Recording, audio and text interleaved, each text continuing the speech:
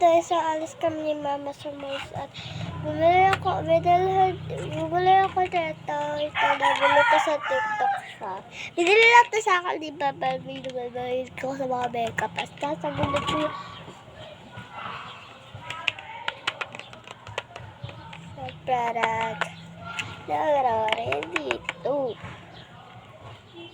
So, una natin ito buksan.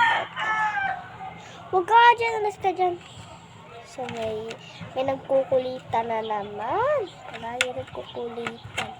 Huwag nga, nagbablog ako dito.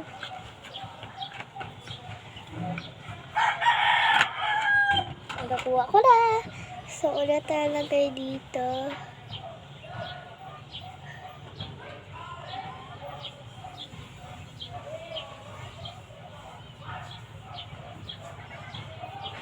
So, pikit.